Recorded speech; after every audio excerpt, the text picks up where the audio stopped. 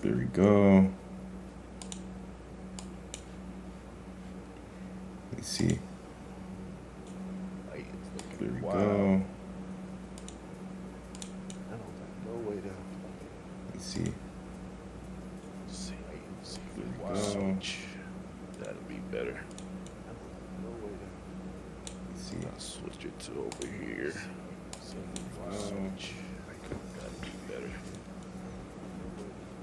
Okay.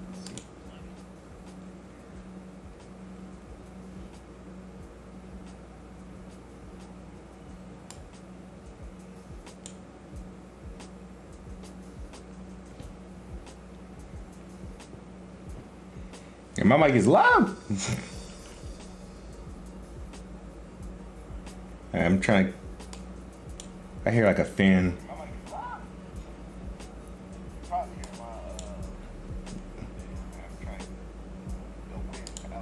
Oh, probably. All right.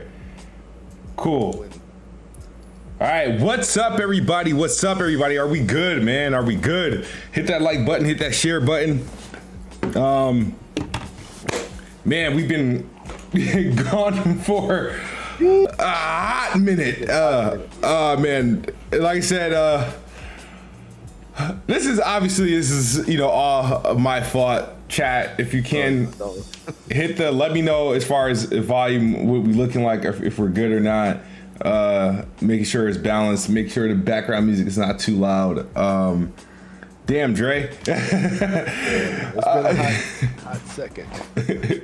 Yeah, people would often ask me like, yo, like, why don't you do LTG no more? I'm like, it's not that I don't do it. It's just like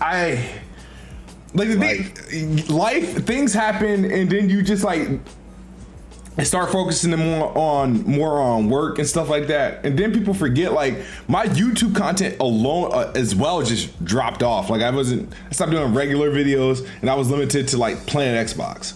And I think I've even canceled a couple of those. And sometimes, and then I just be in the mood to just game and just play like video games and whatnot. As you should. Yeah. So but when I get time, so I can't promise that LTG podcast, Let's Talk Games podcast, would be a weekly podcast. It's like whenever we can podcast, because sometimes it gets dry. It gets very dry. Our last show was on PlayStation Showcase, right? Shit, was it? In September? I think it was. I think it was a PlayStation Showcase. Yeah. I still got to get a new banner because we still got your old tag. Because you go by Surgery the Great now, and so man, so damn, we got to catch up because a lot has happened since then. We've played a whole ton of games, and I'm pretty sure our Game of the Year nominees have changed since then. What you been up to, man? What have you been playing, Dre? So right now I'm playing the GTA Trilogy. Yeah, are you enjoying that? We'll talk about it. Okay. And but before that, I finished Guardians of the Galaxy. But before that, I finished Tales of Arise. Okay. Yep. So, but let me go back to Guardians of the Galaxy, because that game, man, so like we all remember when that first game was shown. It was people wasn't really feeling like that, including myself. Yeah. But then the more and more the game got shown, the more and more I was like, all right, this is looking like something. Yeah. And finally playing it, and got the platinum and all that, and that game was phenomenal, dog. Like it was a pleasant surprise. Like I knew it was going to be good, but I didn't know it was going to be that good. You know what I mean? So that right now, that is my game of the year. If Scarlet Nexus finally got beat out, because Scarlet Nexus was my game of the year for a hot minute. But Guardians did the damn thing, and like just the overall package of Guardians was phenomenal. From the voice acting to the facial animation, some of the best facial work that I've seen in the game. to the story. Like the story was dope, especially Drax's story. To the gameplay. Like it took me a minute to like get a good feel of the gameplay, but it shouldn't have, because it's so simplistic if you just pay attention. But for some reason I was kind of struggling a little bit, but once I got the hang of it, it was smooth sailing. So didn't really come into contact with like bugs or any glitches or anything like that. It was a smooth sailing from start to finish. And I hope that they are working on individual story DLC for the characters, for like the Gamora and all that. Cause like it's like the story that Rocket tells in the story, like what the fuck happened when he was like getting created in the lab, like and then he was talking about some spoilers. Yeah. But he was talking about he was with somebody. I forget the thing's name, but he was with somebody, and that person got left behind or something like that in the lab, and then Gamora with her, and of course Nebula, and then Drax's story, like I said, was by far the best. But I do want to see if he actually did what was claimed that he did in the game. So I hope they do like some sort of DLC, if for nobody else, for him. Do DLC for him, because I want to see if he really did what people what he's believed to do. So but that game is absolutely phenomenal, and currently my game of the year right now, which it would probably ain't shit coming out that I'm forward to. It's my game. Damn, what the hell did I drop? All right, cool. So before I get into it, shout out to Tony Esquire. He says, "What's good, Smooth? Halo Infinite had a significant chance at Game of the Year. Too bad it didn't release on time." We'll definitely talk about that. Shout out to the people in the chat. TK O'Terry says, "Guardians is lit." Verge Brizzle, happy to see that we're back. LTG. Captain Exodus says LTG is back. Thumbs up 100. Yeah, man. Happy to be back with Dre. Always good conversations with Sir Dre the Great. Yeah, man. If our last show was in September, then there were several games that I been through. I've had a phase where I had about 4 or 5 different Game of the Years. I know what it is now, but talk to me. Damn. So in that time, all right. So when we last spoke, all right. So damn, I think we, Kenna came out. Obviously, we all enjoyed that. Far Cry 6 is my the best Far Cry experience I've ever had, and it's the first Far Cry game I've actually sought to the end, completed to the end, and I enjoyed it. I still, even long after beating it, I kept playing. I was trying to go for the 100% completion. And the only thing that really stopped me was new games releasing that turned out to be great. And then obviously, like you said, Guardians of the Galaxy had no business being as good as it was. Like, I was shocked because I didn't jump on the Guardians bandwagon until a week before it came out, where I was like, I'll buy it. All right, I'll buy it. And that was because the previews went out in IGN and GameSpot showed like, some extended gameplay for the impressions and whatnot. And even then, I felt like, even though they were showing it and was looking to me, I felt like their commentary was underselling it. You know what I mean? And then when I played it, I'm like, what the hell did these guys play? This shit is like, all right. Guardians, right? And I feel bad now because it's crazy how, right? This is all Spider-Man's fault, right? You know why? I'm gonna break it down to you. This is what happened. Insomniac, PlayStation made Spider-Man, Marvel Spider-Man 2018, right? And it was incredible. It was like, wow, superhero games are back. But like, yo, this is better. This is like, this is up there with Batman, and it's, it's Game of the Year nominee or whatever. It's like, it's just up there. And then Square Enix announces Avengers. It looks graphically delicious. Our expectations now that we play Spider-Man, now, and it was like, and then we know Spider-Man, they're going to put Spider-Man in the Avengers. Now our expectations for the Avengers are through the roof. And so even as an Xbox fan, we didn't have access to Spider-Man, but like, yo, we got Avengers. At least we're going to get to play that.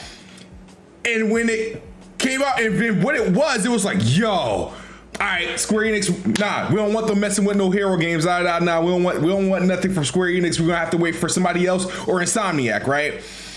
So when it came down for the Guardians, and we see who's making it is Square Enix, and this time it's Adios, but the first instinct is to refer to what? Avengers.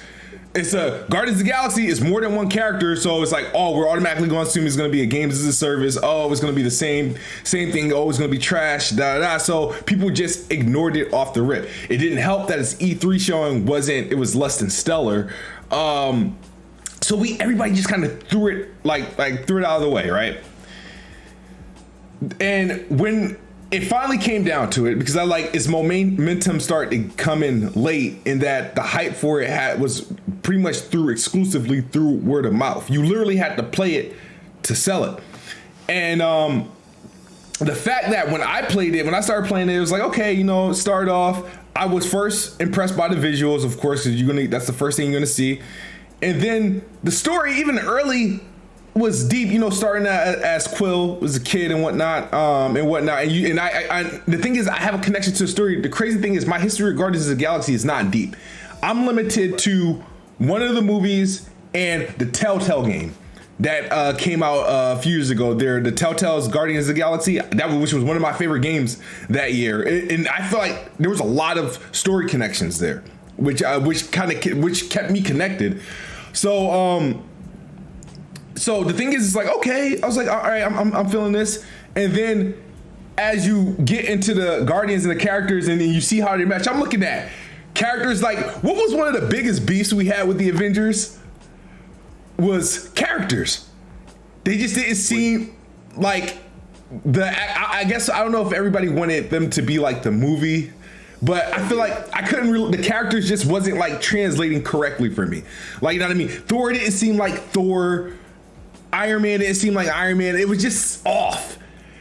Guardians of the Galaxy is spot on. Spot on to the point where I think it's better than the movies. As far as a character development, voice acting, story. I was like, yo, this game and the story was so deep.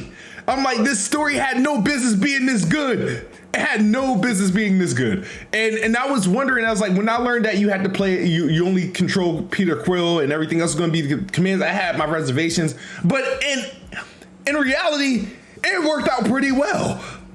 It worked out pretty well. And I was like, yo, I spent a whole ton of time in that game. I ended up playing that game through. I ain't going to say I no-lifed it, but when I was playing Guardians of the Galaxy, I wasn't playing anything else. And I had a great deal of time, and yes, I do think it's definitely worthy of Game of the Year. Definitely deserve a Game of the Year nominee. I think its Metacritic score is lower than what it deserves. I definitely recommend anybody play Guardians of the Galaxy, because it took me. Its flaws are limited. Understandable, limited. Things that I didn't like about the game is Peter Quill needs to freaking needs a sprint button, bruh. But as far as the story, the combat was decent, the visuals are good, and any issue that you have with the Avengers did not exist in this game whatsoever. And yes, and I do want more. I want them to introduce hurry up, put a sequel out, or put some story expansions out, because they have the room to do that. I agree with you there. Incredible game. Like I said, it is arguably one of my game of the year. It was my game of the years at the time that I wrote the credits. and the same thing for, like I mentioned with Far Cry 6. I thought it was an incredible game, and then obviously what I'm currently playing now, Forza Horizon 5, which has been finally getting his respect and his due after all these years. But yeah, man, I totally agree with you on Guardians of the Galaxy. Incredible game. Yeah, and even some of the story beats, it was one part, right, when matter of fact, it was one of the flashbacks, right? I think it's like the second flashback, and the one where you got to go upstairs and you get the happy birthday thing, whatever. And it was pretty cool. So like if you go up the stairs, right? Like if you just go up the stairs, you would get the cutscene. You would get one set of dialogue. That's what I'm trying to say. Yeah. But then, like, if you don't hurry up and go up the stairs and you like dilly dally or whatever, and then you go up the stairs, you would get a totally different set of dialogue. Yeah. So I was, that was pretty tight right there. So, and it's the dialogue is what's going to make me, because I'm definitely going to play it again. But like the different choices, of the game, like the different dialogue options with different outcomes and stuff like that. But I don't even know if it's different outcomes, because I did one scenario. I did one scenario, and did both options, and the ending result was the same, but just the way that you go through the mission is different. So I mean, I don't know how much it's going to like drastically change the story, but some things, like if you do one thing in one chapter, it will carry over into like the next two chapters, or like things of that nature. So man, Guardians is dope. I definitely would tell anybody to pick it up, man. It's a phenomenal game. It really is. All right. Because I'm happy that there's a new game plus in there, because I do plan on doing another playthrough. I don't think I'll play through the entire game again, but there's things I'm trying. I was also wanting to chase the 100% on X. I think I'm at like 83, 84%. Man. It's some costumes though. That's what I have to do. You have to find all the costumes, and I got like a decent amount, but I think I missed probably a couple of them in the early parts of the game, because I really didn't start fetching for them until like midpoint. So like the thing is though, because I made decisions, because the game, which was surprisingly, the dialogue and the choice, a choice heavy game, it's like, now I'm curious to see what my other choices would have led me to, you know what I mean? And so that's why I really want to, start the new game plus and make those opposite decisions and see what it leads me to. I really my first time around when I played the game, I paid off the debt. But I was contemplating when we were in that shop to buy Gamora and Gamora a gift to see what that would unlock, because I was like, this has to unlock something. But I was like, you know what, let me hold on to the money, and because I know if I pay, that's going to trigger something. And obviously I wanted to pay, but I didn't know how all that stuff would turn out, because I'm not thinking, this person was going to, go and whatnot. But it was good that you paid too, because that unlocked achievement.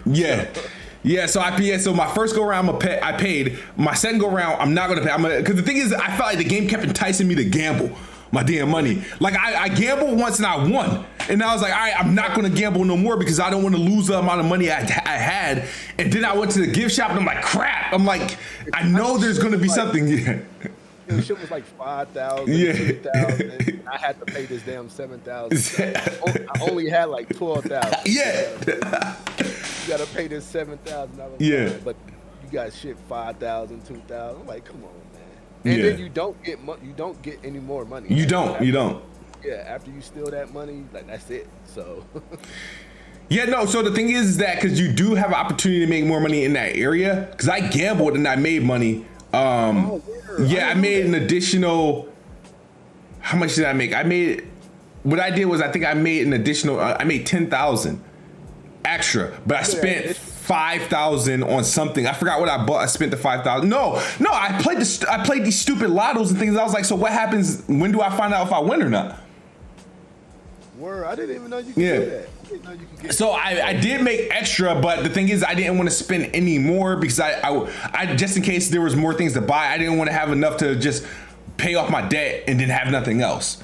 So, but yeah, I'm definitely gonna do another playthrough to see what else and try to get those outfits. But yeah, and then as far as like, obviously, have you played Forza Horizon 5 yet? I have not. because I'm not these ones who, you know, let me not say everybody. Mm-hmm. There's a lot of people who, well, I'll just talk for myself.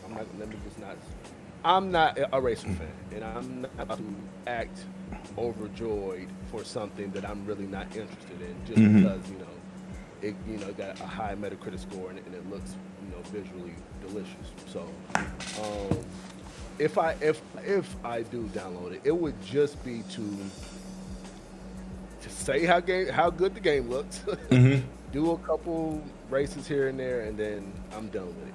I'm not a racing fan like that. All right, good thing you say. Good thing you said that. All right. So, I was hyped for Forza Horizon, but it was standard level Forza Horizon hype. Like I was like, okay, I know it's gonna be the best racing game, or you know, the best game that involves like cars. Nothing's really touching it, right? So it wasn't like, oh my god, it's gonna be. I didn't anticipate for it to be like one of the best games all year. So my hype and anticipation was manageable, right? Like I think, and my thing was like, all right, I'm gonna play this, I'm gonna do this, that, and the third, you know, and I'll get on to the next, you know, standard video game, or you know, single player game or whatever, and that didn't happen, right? Forza Horizon, and I'm gonna tell you, I feel like this game broke the barrier of it just being a racing game, and I say that because it's like, there's a lot that this game does. You know, of course, it looks visually pleasing. There's a lot to do in this game, and even its like solo run. Yeah, sure, there's races in the game that you can do, but there's also like a ton of objectives you do that has nothing to do with racing. They try to implement different story beats in there, whether there's the side stories or your primary, you know, expedition is just your goal of getting into the Hall of Fame. They do a lot to change up and mix up the monotony of like, oh man, I'm just racing. It's a driving game. It's like I can't. My thing is, it's better than what I expected to be. I expected it to be good for a racing game, but I feel like it proved itself to be more than just a racing game. And I've been playing this game literally since, like, I didn't start the game until I completed Guardians, because I had the game prior to when I was still playing Guardians of the Galaxy. I had a review copy. And then once I was like, you know what, let me, because I'm loving Guardians of the Galaxy. I was like, I'm sure I'll be able to finish the game before, you know, for it to actually releases. And so once I was done with Guardians of the Galaxy and I started Forza Horizon 5, everything from the opening to just standard play, now I'm just like free playing, and there's just so much to do, so much to see, so much events. And then it's multiplayer, which I literally just touched like a couple days ago, is reminiscent of Forza Horizon 2, which to me, in my opinion, was the best Forza Horizon multiplayer. And so the location helps because the game is just better. I mean, Mexico in this game is better than what the UK was in the last game. And the soundtrack is awesome. So like, if you're not into like, you know, racing games or car games, sure, that's one thing, but I think it's one of the most approachable, most inviting games in the genre, because it's one of those games where you ain't got to be good or expert, you ain't got to tune out your car and shit. I don't mind losing races in this game, because I be honest, I play in pure casual mode. Every time if you keep winning in the difficulty, the game would suggest like, hey, you're winning a little bit too easy, let's kick up the difficulty. And you could kick up the difficulty. And sometimes I do it if I know, I was like, all right, it's not, if I know I'm not being challenged, and I'll kick it up to a point where I feel like I'm being challenged enough, and then I stick with that difficulty. But there's just so much going on in this game. It's so much to explore. It was a better game than I expected, and I feel like, wow, finally, what Forza Horizon 5 feels like is like the last 3 Forza games, they all scored in the 90s, right? We knew it was a good game, but you know, it didn't have like the players or the mass appeal to back it up, right?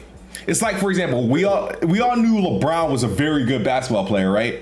But what he didn't have, the rings. And when he finally got his ring, it was like that breakthrough, like boom. Yeah, LeBron's here, right? And I feel like this is exactly what happened with Forza Horizon 5. It's like, yeah, it's always been a good game, but like, boom, this is it now has its player base and everybody recognizing, everybody playing it. It's now beyond that niche point. You know what I mean? And I feel like it broke that barrier. So, my biggest thing is with Forza Horizon, because I feel like it's never, even with this high Metacritic scores and stuff like that in previous games, I feel like it never got this respect, always being relegated to a sports genre or a racing genre in terms of nominations. And I feel like this game is better than the last 3 games that they released, and it's arguably one of the best games. If we're looking at games overall in 2021 alone, releases and Metascores, it's essentially the best game to release this year. But the thing is, it's in a genre that's not widely celebrated. And so I asked this question in plenty of podcasts. Is it fair not to nominate this game for overall game of the year because of its genre? Yeah. You know what? That's funny that you asked that. Because I was one of the ones, who was like, it's just a racing game. It's not like you drive and then you get out and you go do these damn stealth missions or whatnot. I'm like, it's just driving. But, I had to take a step back and was like, okay, it's just driving, but it's considered the best driving game, So I was like, a great game is a great game. You know what I mean? I to put it plain and simple, a great game is a great game. And if a game is great enough and widely praised enough, I think it should get nominated for Game of the Year. You know what I mean? It's like you're knocking it for being a great. Yeah. That doesn't make sense. But yeah, I think it should be nominated. If it's like you said, if it's as good as advertised, obviously it is, because it's like you said, the highest rated game so far this year. Well, this year it probably will be the highest rated game this year. So yeah, it should be nominated. But I do question you, because you said it's just now getting its just due. Yeah. But I feel like for a minute, people have been saying that Forza has been the best racing game. Okay. Or like hands down. Yeah. So which is correct, but like I said, but that was from still from a niche player base, right? So we said Forza is the best because it's been more consistent, is rated highly, it comes out more often than Gran Turismo, right? Which was previously known as the premier or the best. It just doesn't come out as often as Forza. Right. But Forza doesn't sell extremely well. I mean, it's like a pretty much a 2 million per game sort of type deal. You got the Forza Simulator, and then you have Forza Horizon. Forza Horizon became a little bit. Now it's the most popular version, but previously it was more approachable because it was arcade. It wasn't as serious as the Forza Motorsport.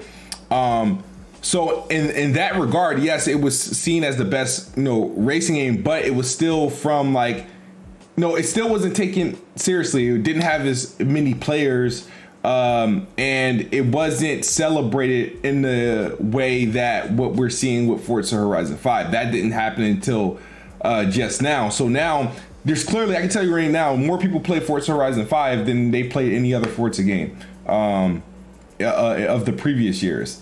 This game is some people's first Forza game, just based off numbers alone. So yeah, Forza for a while now has been regarded as the best racing game, but now I feel like it's finally, as a video game, as a franchise, getting that due from outside of the Forza versus Gran Turismo crowd. I feel like more casuals and non-Forza fans have was introduced to this game recently. Okay. That's fair. Fair enough. Tony Esquire got some smoke for you. He said, "What the f did I just hear from Dre? Xbox fan capping for a multi-plat over Forza. You gotta admit, Smooth, that's an L for Dre. Technical foul." What's he referring to? I have no idea. What is he talking about? What did I just hear from Dre? Xbox fan capping for a multiply over Forza. You got to admit, but it's probably regarding our conversation of Guardians of the Galaxy. Oh, because I said Guardians is my game of the year? Well, to be fair, Dre didn't even play Forza Horizon yet. Yeah, I never played it. What do you want me to say? I didn't play it. Yeah, I mean, I don't think your stance is going to change either after you play it. My thing is, I wouldn't be mad if Forza. I think Forza should be nominated. Like, I think I might feel some type of way if it's not. Okay. But I wouldn't feel any type of way if Guardians win. Remember, I have like an active bet going with Black Bond for Psychonauts 2 to win. My thing was, here's the thing. If at the beginning of at the midpoint of the year, before Halo had a December release date, I had 2 games, Xbox games being nominated for Gotti. Psychonauts 2 and Halo. But Halo obviously releasing later, that kind of F that up. So I doubled down. I was like, I'm going to bet on Psychonauts since Halo's going to be disqualified due to its release time. Now I think we might be in a position where I still think 2 Xbox games is going to be nominated for this for the award. Well, essentially 3. Are you putting Deathloop in that category? The 2 would be Forza and Psychonauts 2. I said technically 3. That would be adding Deathloop. So I do think I still think that happens. I still think Psychonauts 2 was good enough, but I do think there was more games that released that was more impactful. Obviously, a lot more people would have played Guardians and Forza than they have played Psychonauts. I don't know how well Psychonauts 2 sold, and I'm not sure if it's player based on Game Pass, but I enjoyed that game. How many games get nominated for that? I think 6 or 7. 6, okay. I mean, yeah, I know some people. Well, you got Resident Evil. But my thing is, Resident Evil, great. But I think since Resident Evil came out in March or April, I feel like several games came out that was better than Resident Evil since then. That's the thing with the early games too. Yeah, they gotta withstand the full year. Yeah, and hope that nothing comes out that's better than that. So yeah, I mean, but again, if a game is great, it's great, and it should get its flowers. If you had to write down a list of games that you feel we're judging by the Keeleys, the Keeley Awards, what do you think would be the 6 to 7 games that would be nominated today if voting closed today? Let's assume it closes today. I will put It Takes Two. Okay. I will put Death's Door. Okay. I would put just because it's Keeley, I would put Death Stranding Director's Cut. What the fuck? What? I just like, but you know how that. Yeah, I mean, he had that game nominated for like damn near 15 awards in 2019. Okay. So yeah, It Takes Two, Death's Door. I think Guardians should. It probably won't, but I think it should. It should, yeah. Guardians, Forza. Did I say Resident Evil 8? You didn't, but I'm assuming it would be, yeah. So Resident Evil 8, that would be 5. I think Scarlet Nexus should be nominated, but it's not going to be. Yeah. I could see Tales of Arise getting put up there. I played it, I completed it, but I didn't think it was all that. I think Scarlet Nexus is a better game. Thank you, because I didn't want to pick up. I played only the beta to Tales of Arise or the demo, whatever they had. But I was like, I already got my anime fix, and Scarlet Nexus was it. I was like, if it's not drastically better, I don't think. And I couldn't fall in love with it even from the beta. I enjoyed the hell out of Scarlet Nexus. So, but a lot of people love that Tales of Arise. Yeah. But. So a 6 game? Damn. It would be a 6 game. Nah, you named Resident Evil, It Takes Two. You did Death Door, Scarlet Nexus, Guardians, and Forza. Yeah. But like I said, Scarlet Nexus probably won't get nominated. I think okay. I think Metroid's gonna get it nominated. Metroid Dread. I think It Takes Two gets nominated. I think Deathloop gets nominated. I think I can see that too. I can see that. That's three. Man. Yes, I think that's going to be the game that I don't think Returnal or Ratchet makes it. I think one of the three if Deathloop gets nominated, Returnal nor Ratchet gets nominated. If Ratchet or Returnal gets nominated, Deathloop is not getting nominated. But I'm gonna say that I think Deathloop was the better of those three games. So I think Deathloop gets nominated because remember Deathloop had a couple tens in there. It was like it's the higher rating of the three. I still think Psychonauts 2 gets nominated, and I think I think also. I know it's far. I know it's not. It doesn't typically happen, but based on what I'm seeing from journalists and the way the trends has been going, I'm saying Forza Horizon 5 gets nominated. Okay. I do think one of those anime games. I don't think it's Scarlet Nexus, but I think it's going to be Tales of Arise that gets nominated. And if there's room, I think. If there's 7 games, then you would. I think maybe Resident Evil, but I don't think Resident Evil was all that great. But those are the 7 games I got. Going back to it, so it's like when Sony puts out. Okay, hold on. Let me think about this because I don't know, man. A lot of people call these game awards the Pony Awards. The Pony Awards, yeah.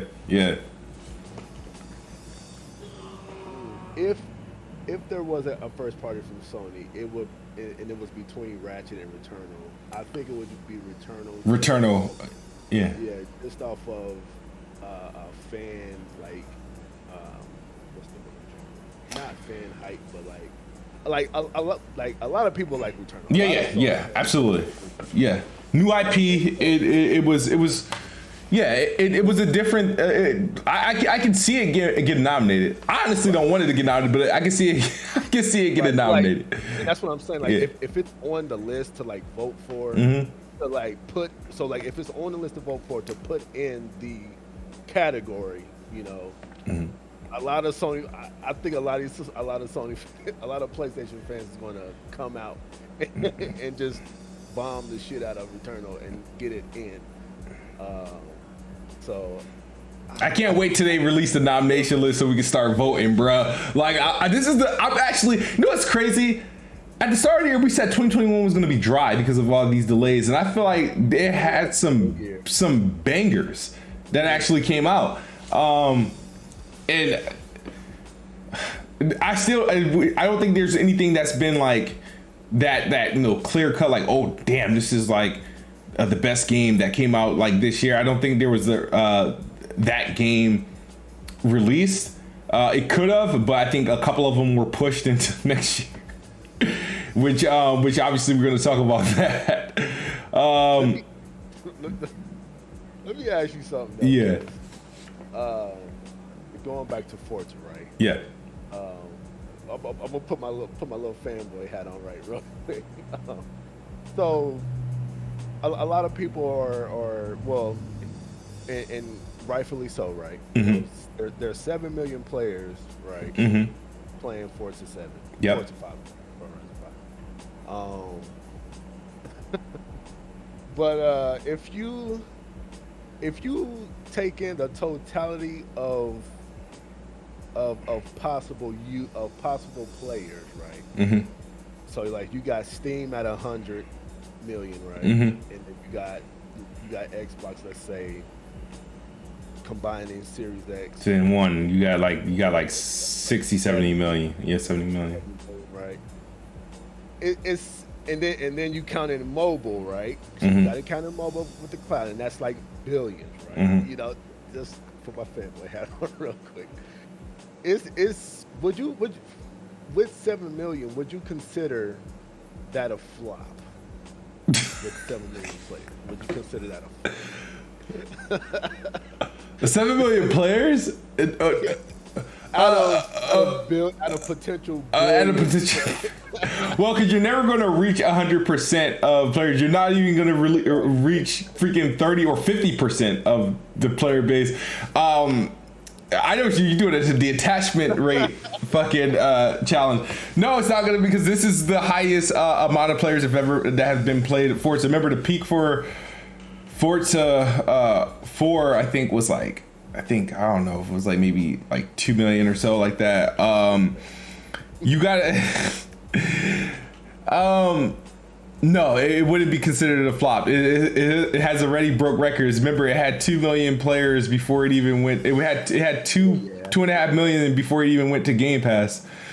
So that was just early access. So those early access, some people paid some form of money for that, whether they were upgrading their Game Pass copy to access it early or paying $100 on Xbox or PC. I'm not sure if the Steam had an early access version, but if it did, then you factor that in.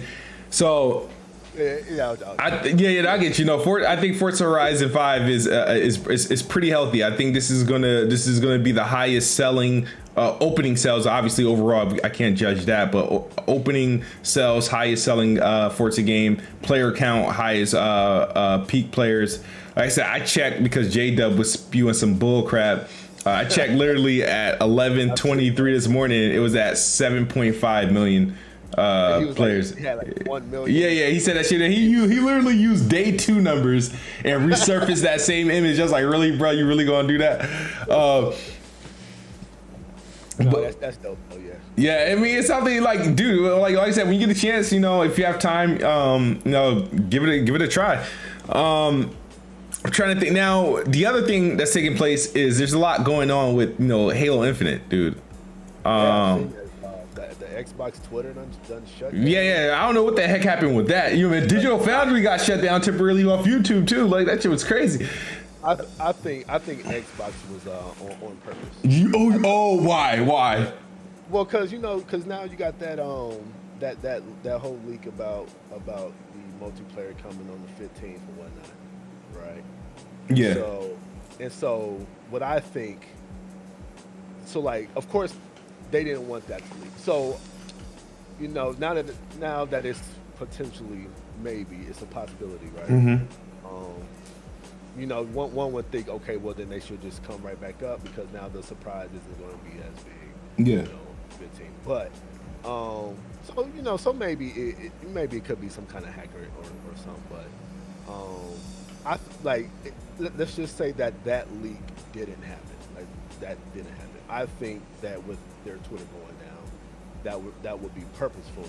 And then on the 15th they come right back up. With that announcement that you can play on the 15th anniversary of not the 15th anniversary, you can play Halo multiplayer right now. That would have been huge. To like go down and then come up with that announcement. That would have been tight. So, but it could have been hacked. Probably, maybe. Probably. Couple things though with Halo is that the previews, we have the initial campaign preview that a couple weeks ago, and now IGN has an exclusive and Game Informer has an exclusive coverage, so they got to play it. And I'm pretty sure the 15th, their stream, I'm pretty sure there's going to be more previews that are more widely available to other content creators and journalists. I'm liking what I'm seeing from the campaign, bro. I know people have their gripes with the maybe the visuals and stuff, but I'm liking the gameplay loop. I'm liking the options. I know people want to compare it to Far Cry. I know it's going to have its differences, but hey, I'm liking what I'm seeing, and I can't wait. Like, I'm at the point now, Dre, you know me, we did podcasts before. You saw my tweets. I had all the complaints in the world about Halo and the lack of not seeing a campaign. I'm now at a point where I've seen enough. Now I want to see what can they surprise me with the game. I'm happy they're just relegating the previews to this one area because I want everything else to be fresh to me. Now I can't believe I'm saying it. I actually seen enough of the campaign. I seen enough of the multiplayer. I seen enough of the campaign. Now I'm just ready. It's like, okay, I'm good. Like I've seen enough. I'm satisfied as far as with the campaign. What I think at least what I believe the campaign to be and how it's going to play. I know they're going to show us more, but I'm extremely satisfied. And I know the rumors of the games. I think what's going to happen with this Xbox stream, where the anniversary, because they're not announcing new games, but I think there will be big news. And the news is, I just don't know how it will go though. I do think Halo Infinite multiplayer comes available Monday. I do think that happens, but there's a caveat. It goes live for Game Pass Ultimate subs early. If you want to play it, you have to have Game Pass to play it on November 15th, and then it goes live for everyone on December 8th. I don't know, because it's free to play though, right? It's free. Yeah. However, remember, there's ways to make perks. Think about it. It's free to play, right? It's free to play, right? However, like for example, right now as a Game Pass member, right, I got access to Battlefield, right? But once Battlefield comes out and release, I no longer have the access until I buy it. Okay. So there's ways they're testing. You can literally do that because it's not that it's stopping that. It's not that it's stopping it from being free to play. It's just that your Game Pass subscription will give you early access to that game because it's not due to release until December. Yeah, I'm not speaking on it being free to play. I'm speaking of it, but couldn't that potentially alienate people who don't have Game Pass, right? But then they're like, well, wait a minute. So what that I don't have Game Pass? It's free to play, so I should be able to play it, right? Yeah, you play it when it releases. I mean, because you got to think what just happened with what happened. What just happened with Forza Horizon? With the early its original release date was November 9th. Right. You had early access to it on November 5th. You had two ways: either pay $100, or if you're a Game Pass subscriber, you could pay for the premium upgrade add-on, which would unlock the game early for you. And that's what happened. So people either flocked to that, or they just bought the game outright early. With Halos, the campaign obviously you could buy, or it's going to be a part of Game Pass. But the multiplayer, how do you benefit? How does a free-to-play game increase Game Pass subs? You either give you get perks that you could use in a game, like double XP or cosmetics, or like different bonuses that can enhance your game to that free-to-play game. Or in this case, the game comes out. We all know the game comes out December 8th for everyone. Oh, Game Pass member, get access to the game early. I don't know though. I don't like that though, because with the Forza thing, it was either you buy it or you don't, right? So like the option was only to buy or not. With this being free to play, that kind of like puts a bad like. If I didn't have Game Pass and I'm knowing that this is a free to play multiplayer. Yep. I don't have to have any sort of subscription or anything like that, and it's not under a early access. It can't be because it's free to play. It's not paid, right? So it's not under that rule. I will feel some type of way about that. But why? Because the thing is, all right, think about it. As a subscription, is a Game Pass subscription. Now, I'm not saying this is going to happen, but if it did happen, I wouldn't mind. See, the issue I would have with it is completely different. So if it did occur. But if you think about it, if I'm paying for a subscription and I'm paying for a Game Pass Ultimate, which is a premium subscription, that is a perk or a benefit is early access. We're getting early access right now. If a Game Pass member has access to a game that before somebody that pre-orders the standard edition of Battlefield. You see how weird that is? Like right now, I can play Battlefield the whole entire game. The full game, not a time version, the entire game right now up until the game releases to retail. Once it releases to retail, I no longer have access to it, then I have to buy it. with my Game Pass subscription. However, somebody pre-ordered the $70 version of Battlefield, right? The game, I don't even know when Battlefield comes out. Is it the 22nd or the 20th or something like that? Or the 19th or some shit like that? They can't play it until it comes out unless they bought like the premium whatever edition that unlocks the game early. Right now, a lot of these people that are playing the game is playing it through Game Pass. But as far as Game Pass or EA Access, that's how people are playing it right now.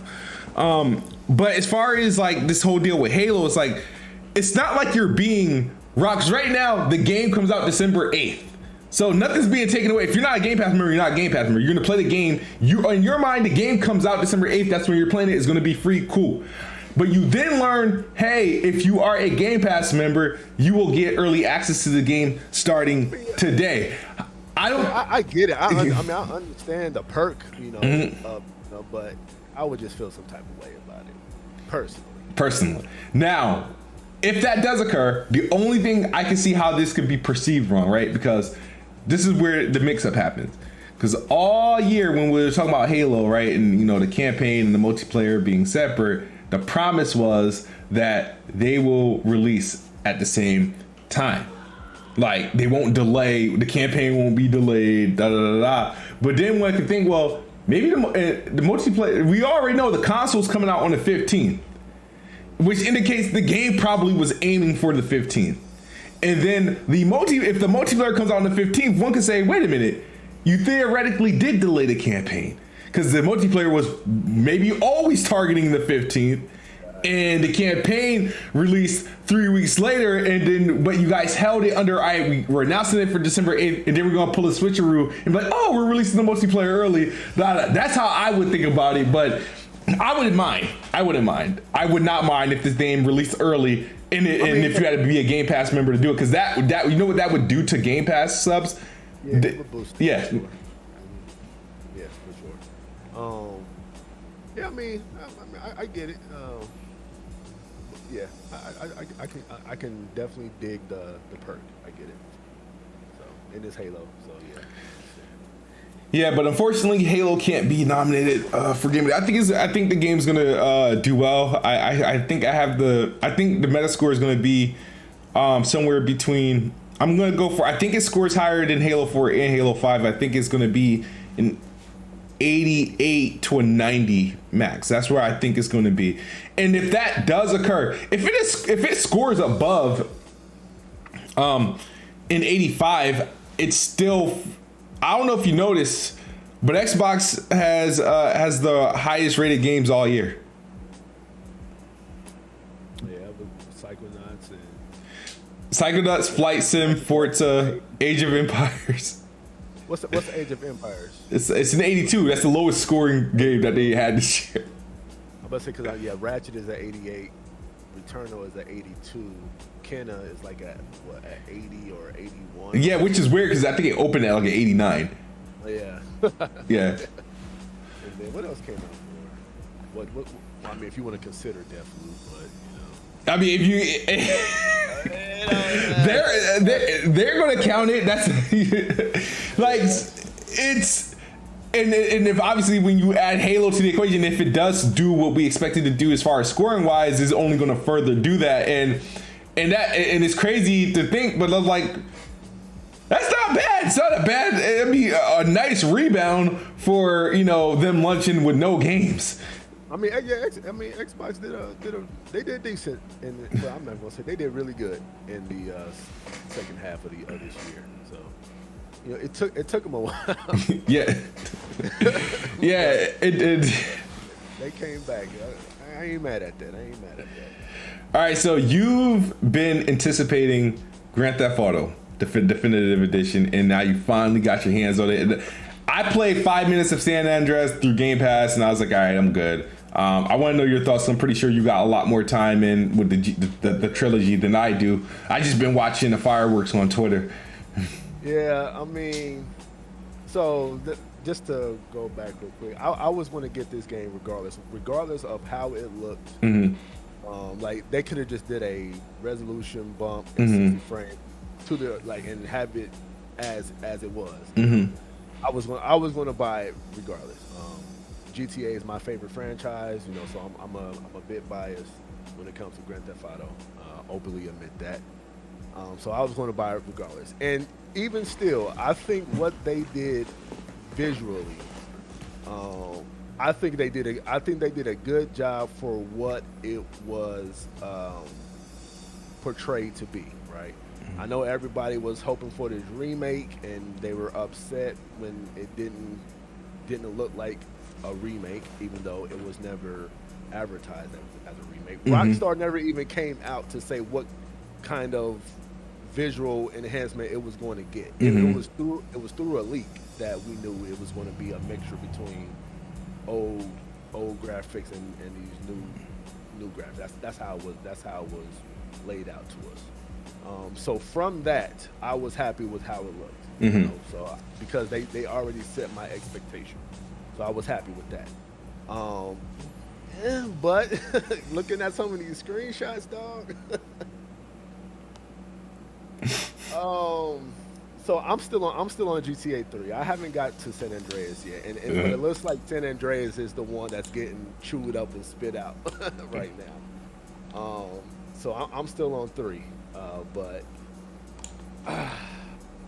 I was just odd at the fact that just looking at the way the game looks. Yeah. Why the hell does it have a performance and resolution mode?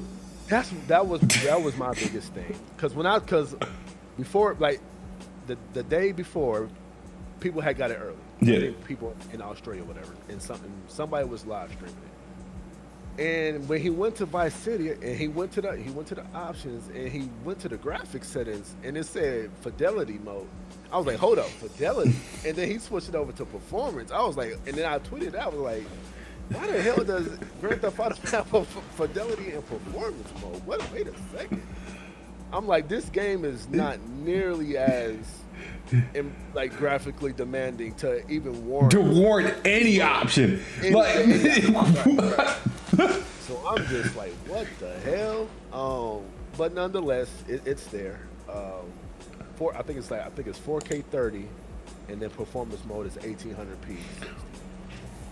But so anyway, my biggest gripe with the game is the performance. I don't understand for the life of me how the hell this game is not running at a solid 60 frames. Yeah, I don't understand it. I don't, because it's graphically it's using the original like textures. It has the enhancements, but it's like from like a world building and all that stuff. It's the original game. Yeah. So I for the life of me, I do not understand how this game is not at a solid, like, this game shakes. And it's on all consoles. It's on Series S, X, and PS5. Yeah, all the games are from the PS2 era. This game should be running at 8K 120 frames per second, bro. It really should.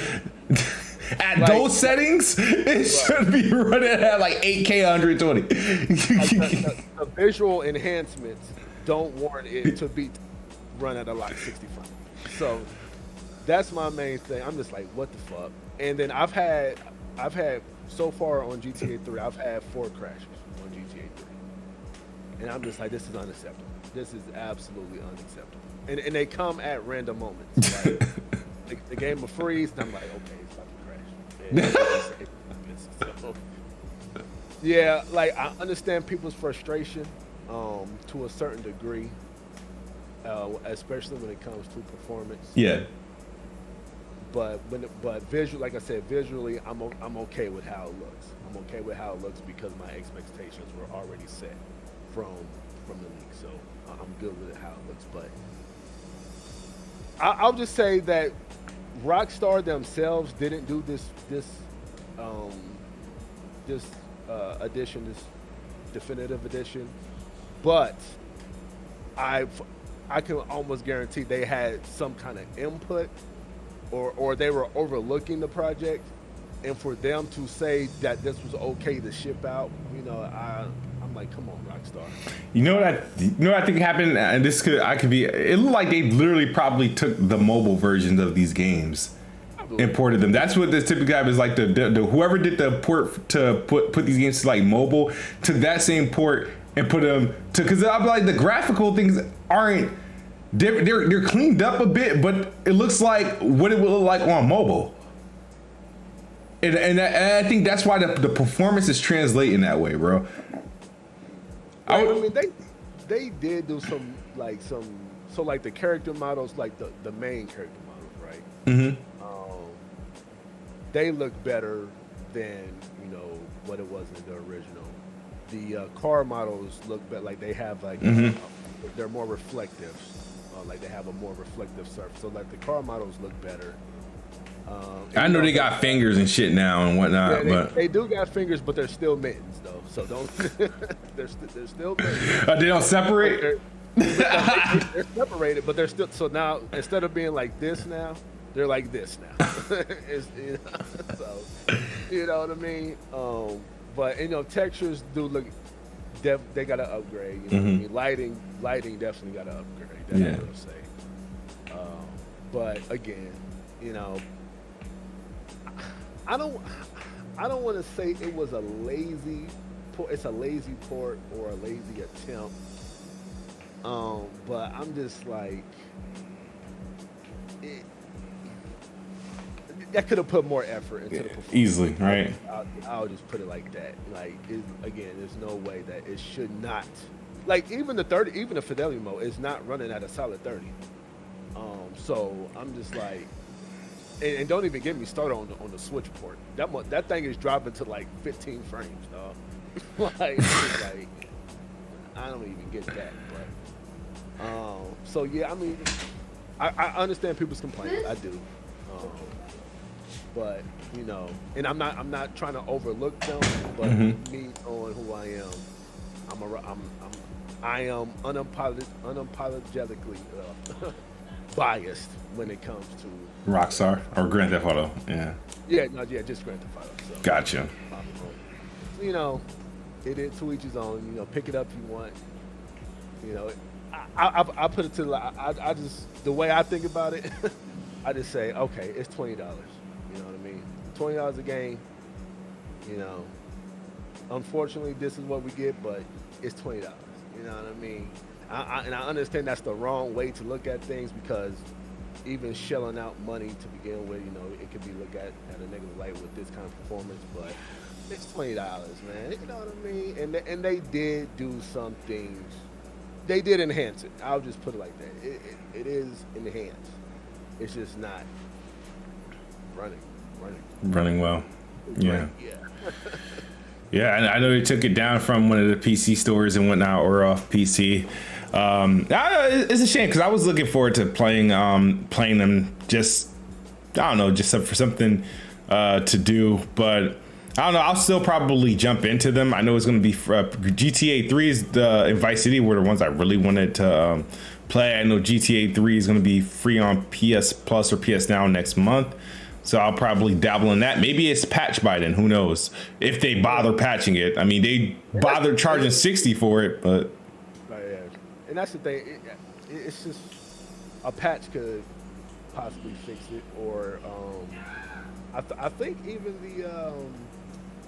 the performance mode is running dynamic. So if you got to have the lower scale, have it scale more to like lower the lower scale of the dynamic resolution, right? Because right now I think the lowest is I think I seen it on 1620p, right? So it goes from 1620p to 1800p or whatever. So just lower it to 1080p if you got to. But that's just weird. I just can't imagine. Do you think these consoles can't handle that game at those resolutions? And that's just weird. But yeah, so we could move on from that. So the other thing I would tell you, I know Elden Ring. Did you get to play Elden Ring? Nah, it's not my thing. Is it not? I don't play those. Oh really? I'm sorry. Oh okay. I the thing is, Elden Ring looks like Dark Souls to me. Yeah. So I got access to it. I didn't play because I know it's like a time. It's like a time thing. You got to play at certain times. But it sounds promising. What people are saying, people are thinking it's going to be, game of the year, which brings us. I seen, as a matter of fact, and this is not to throw no shade on Kofi, right? He put up a tweet was like something to the effect of, paraphrasing here, but basically he was saying games slated around Elden Ring should be worried. I'm like, man, if you don't knock that off, man, like Elden Ring is not going to derail none of these other games that people want to pick up. It's not derailing Horizon Forbidden West. Like, people are going to pick up Horizon Forbidden West no matter what. None of these other games, and there's a shit ton of games coming out in February. So I'm in Saints Row. Okay, maybe Saints Row isn't like that, but people are going to pick up Saints. Like just because Sekiro got Game of the Year, you know what I mean? Now all of a sudden, all From Software games are these behemoths to be reckoned with, and like they Rockstar or something. Like, people think that people should rearrange their dates because Elden Ring is coming out, man. I'm like, come on, stop that. No. It ain't even like that. I mean, From Software games, to each his own who like From Software games, you know what I mean? I understand it has its audience. I'm not trying to shit on the game. But it ain't about to be like that when it comes to these other releases. Like, games can still release. Wow. Elden Ring is Drake, you adjust your mic. They're saying you're too low, but you sound fine in my ear, but I don't know how it's translating over.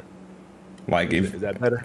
I mean, you sound better to me. I'm gonna hit the see. You sound fine in my ear, but I don't know how it's translating over. Keep going. Like, if is that better? Is that better? I mean, you sound better to me. You hear me now? Yeah. I mean, I can personally. I don't know. Hopefully, the chat can freaking hear you. Yeah, it's crazy because I'd be turning my mic like super down and it's still like I don't know, somewhat overbearing, which is weird. So the thing is right. So a lot of people are saying like Elden Ring, like, oh my God, it's that and the third. And we know Sekiro won Game of the Year a couple years ago. The thing is like, all right, so you got Sekiro was it in Horizon Forbidden West is a week apart. You got Dying Light 2 at the start of February as well. We know God of War is going to be sometime in 2022. We know. I think Saints Row is the 20th. Saints Row. Yep. I think it's like the same day. Is the 25th. The 25th. Yeah, I think Saints Row and Saints Row and Elden Ring is the same day, and Horizon's the week before, and. Yeah, man, 2022 is looking promising overall. As far as I feel like it's going to be a tough year.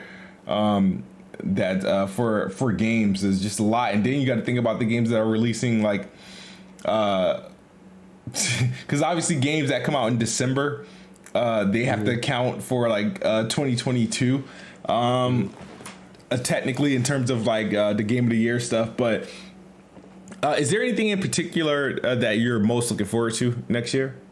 My most anticipated game for next year is so I got two, right? I got two.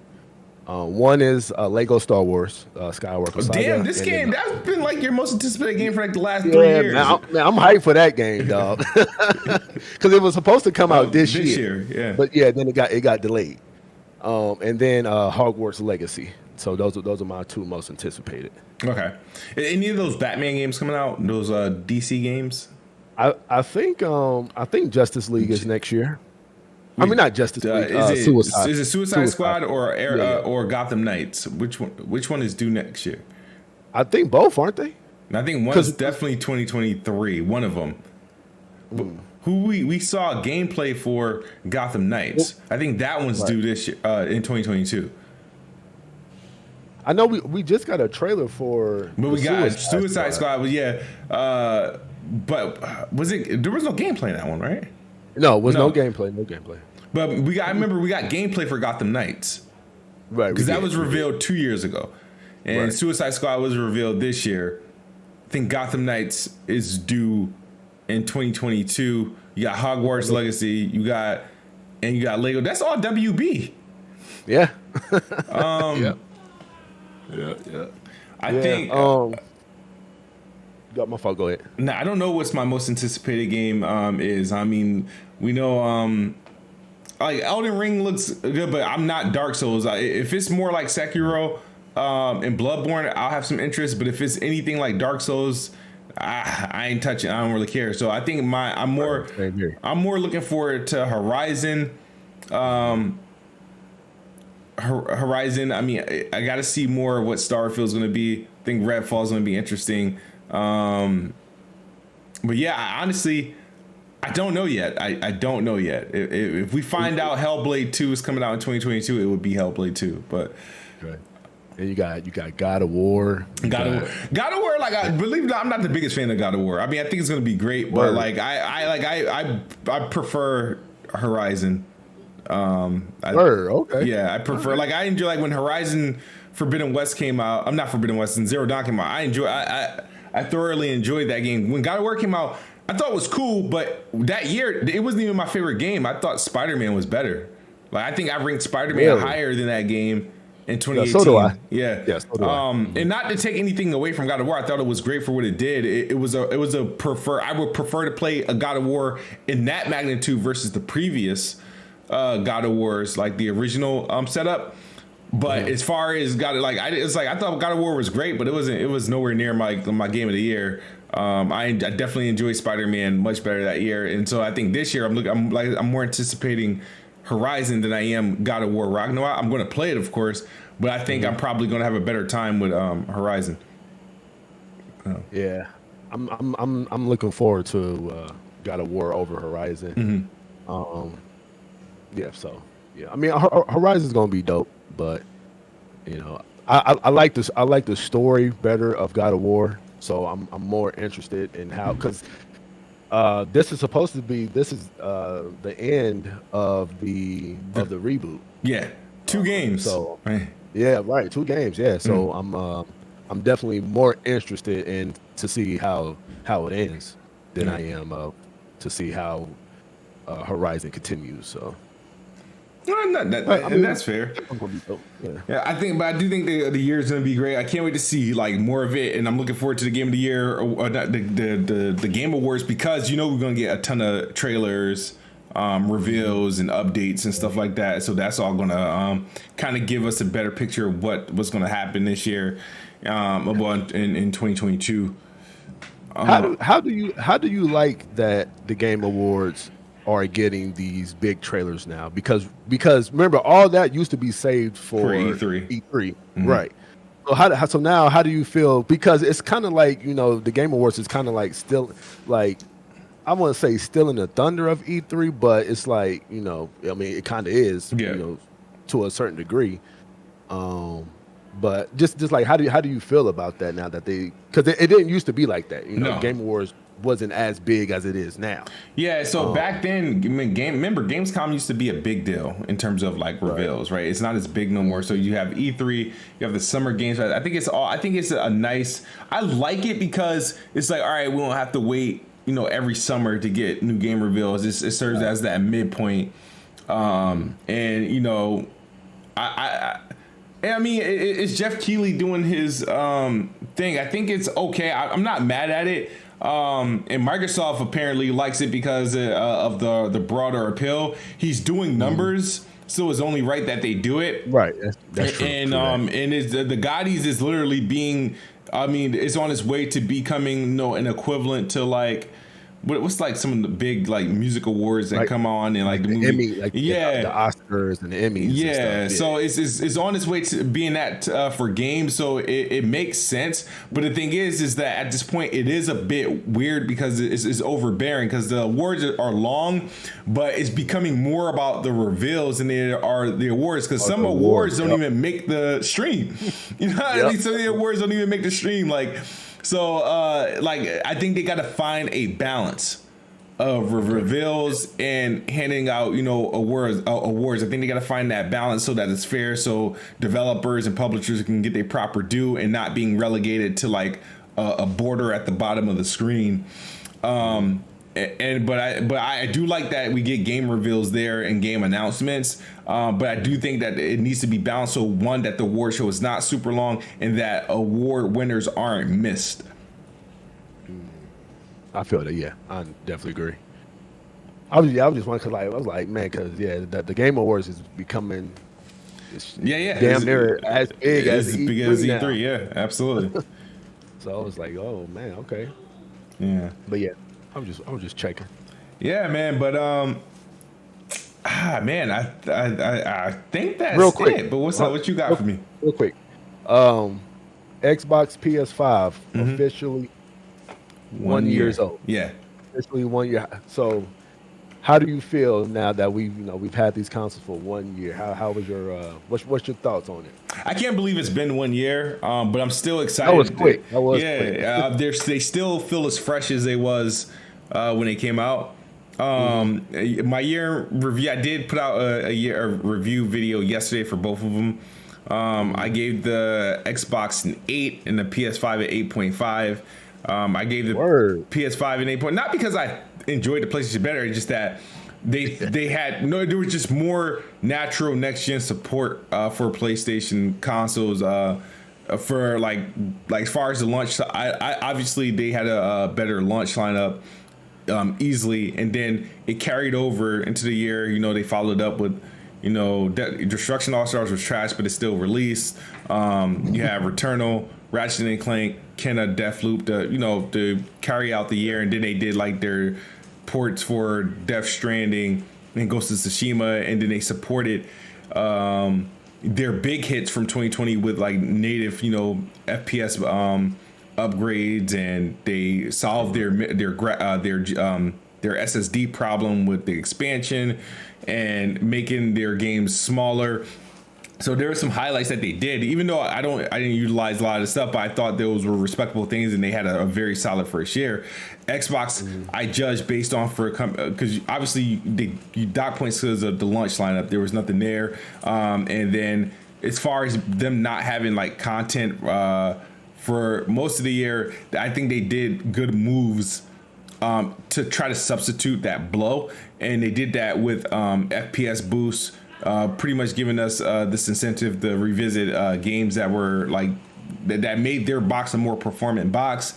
You had moves like that impacted Game Pass, which benefited the Xbox, like MLB The Show, Outriders, Back for Blood, and stuff like that. And then of course to close out and to have these critically acclaimed games such as Psychonauts 2, which we know obviously is on PlayStation, but the best place to play it was Xbox. They had Flight Sim, which was critically acclaimed, and then now Forza Horizon critically acclaimed to help. Pretty much Forza Horizon was like a buzzer beating like 3 for them. Because it came on the heels of their anniversary. So and so for that I give them an 8. And like I said, I played on Xbox obviously a lot more. I enjoyed the Xbox a lot more, but as far if I'm just looking at it as a scoring of who did what, I'm gonna give the slight edge to PlayStation, but my favorite platform throughout the entire year was Xbox, and I do anticipate Xbox to have an even better year next year. I think year 2 for Xbox is an automatic dub, but that's how I think they're both great platforms. Had a great time with both of them.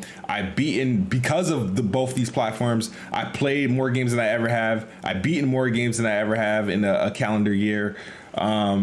So I ain't got no complaints. Yeah. I pretty much echo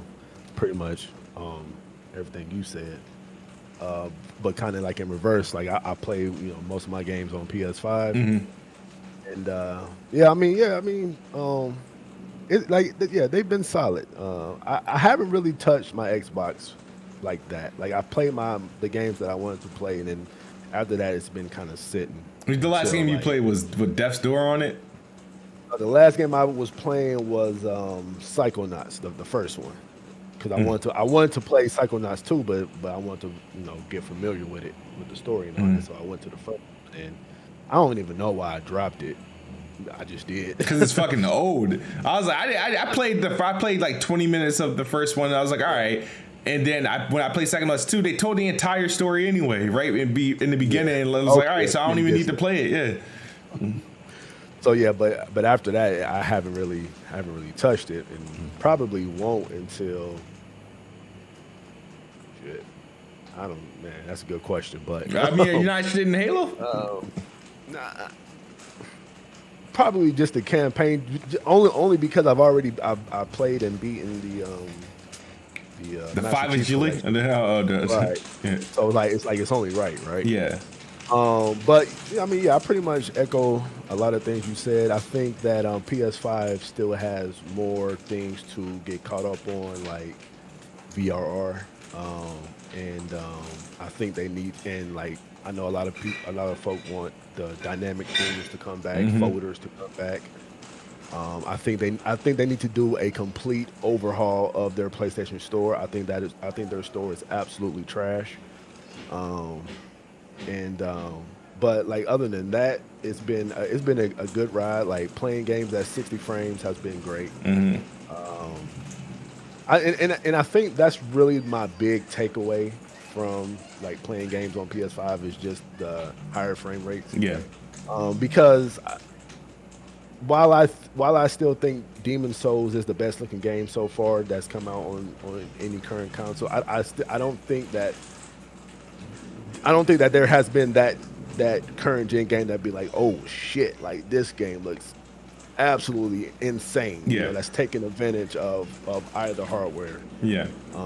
So these 60 frame games and these 120 frame games, that's really been my biggest excitement, about playing on these current gen consoles. Yeah. Xbox getting Dolby Vision that's tight. Like I'm not even about to front on that. That's tight. I wish PlayStation would get that, but whatever. But yeah, man. Overall, it's been solid. It's been definitely been solid. But I think PlayStation definitely has some more growing to do. Yeah, there's some. I agree. There's things like, so for example, just the cons that I pointed out is like my PlayStation stayed plugged up to my monitor for the year because like the PlayStation 5 doesn't support VRR or Dolby Vision, so I have no need to plug it up to my right. It's like, so I mean, so I was like, I'm not missing anything, so I'm okay, like, which is fine, you know what I mean? So where my Xbox, I plug it up to my monitor, it's like, no, fuck it, I'm gonna go to the TV because I know I got all these extra visual perks and enhancements that are gonna help the experience. And the thing is, there's some things that I want Xbox to do that PlayStation did. Like I think PlayStation's features, as far as like, even though I'm not the biggest fan of their UI, there's things that they have implemented that are so heavy social featured. I think they got some social features that are just dope that I think Xbox should mimic or adapt in some type of way. Like being able to, have the picture-in-picture streaming. I know this watching streaming to a friend is not new, but I feel like it's an even better experience on the PlayStation 5, and I think that should be adopted on multiple platforms because there's times where. Didn't Xbox? They did have that, the picture-in-picture, right? The snap. But the thing is, all right. So that's different than what they had. That was just snapping something to multitask, playing a game and watching ESPN at the same time, or watching. Oh, you can watch two people play a game. Yeah, like I want to be able to get in a party, right? And like, let's say if I need help and I wanted to show you something or something like that, you in my party, and then I show you what I'm going through without actually having to stream to Twitch or something like that, and we're just seeing, and then you can point me in the right direction and stuff like that. I'm able to do that on PlayStation. I think that's dope. You know what I mean? But I don't have a whole lot of friends on PlayStation to like where I'm consistently engaging in it. I had that moment where I was doing it with Deathloop when me and Addict, because that was the game we were both playing. And I was like, man, we go through these moments on Xbox all the time, but we don't have the feature to really enhance it and embrace it. And I think PlayStation has much better social features for their platform that I think Xbox would do a good job. What should do. I like the way that PlayStation has enhanced and upgraded their trophy system. And to keep it feeling fresh and updated. Xbox has done nothing to their achievement system to like enhance it to keep incentivizing you to go do it. The other things that they did, like obviously system wise, like obviously quick resume, smart delivery, FPS boost, auto HDR, Dolby Vision, all that stuff. That's all great and whatnot. But like I said, there's some things that PlayStation are doing that I thought were great. And now at this point, it's just about the games. But go ahead. Yeah. One thing that I do like about PS5 that I don't think gets a lot of recognition is the activity cards. Just to be able to, I'll just put Miles Morales because I think that's the one that did it the best. Yeah.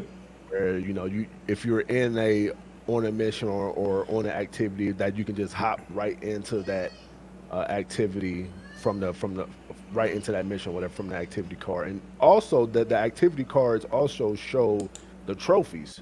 So instead of backing out, going to your profile, then going to trophies and whatnot to see what you need, is click of the PlayStation button. And more times than not, they are like damn near every game that I've played has the activity card trophies where it's just right there. So I think that's a nice feature as well. So I think activity cards is dope. I think the when done correctly, when done properly, the DualSense haptic feedback is awesome when done properly. I'm not a big fan of the triggers. I pretty much just turn them off on every game now because I don't think they are. How can I say? I don't think they're as cool as advertised. Like, I mean, like, sure, the Call of Duty triggers that's okay, but from what people say, they turn them off anyway. Like, people who play shooters and stuff like that don't even use the adaptive triggers. So, but like the thing is, I don't think that's something that you can. I mean, maybe you could, but like, how further can you improve that feature, right? Like, it's like I don't know, but maybe it's possible. I'm not an engineer, so it's probably possible. But right now, I'm not feeling the triggers, but the haptic feedback is definitely tight. I definitely love the haptic when it's done right. But yeah, so yeah, in 2022 is looking just as good for PlayStation as well. If one thing that I think PlayStation needs to do is, and I know it's been working for them for a minute, but it wouldn't hurt just to have one. Yeah, is a game for the holiday season, like a big blockbuster game for the holiday season. I don't think that it hurts to have one, even though they've done just fine with not having one. I get that, but I mean, it's the holiday season. This is the time where people are really trying to get your console. You know what I mean? Yeah. And so, though, I still think I got a lot of shit for this, but I personally think that the PS5 is the must-have console for the holiday season for a new gamer coming into the generation. Just from going back to launch up until now, I think the PS5 is a more attractive console, than the Xbox. But I got a lot of shit from folks. Matter of fact, if Ole Man Logan is still in the chat, he the one who gave me the most shit.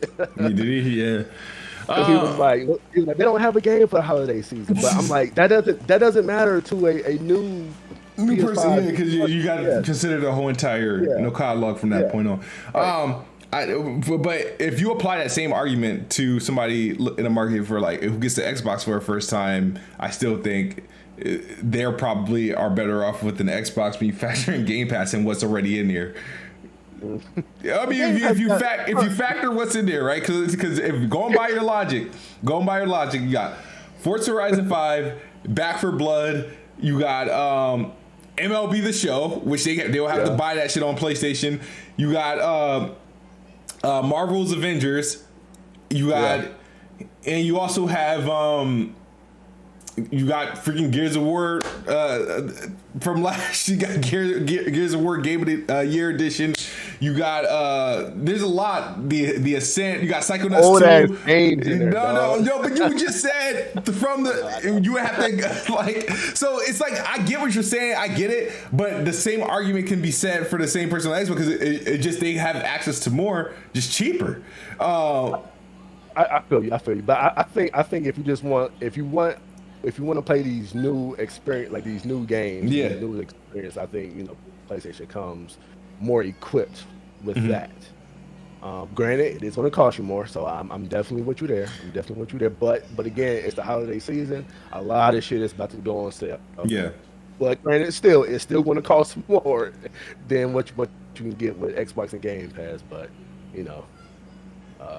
I just think like for this first year, and I guess that could be said for every holiday season because games it's not like these games are going to go away. But yeah, I just wish I would just like personally would just like for PlayStation to kind of break the mold and have a like if God of War came out during the holiday season, I think that would be fine here.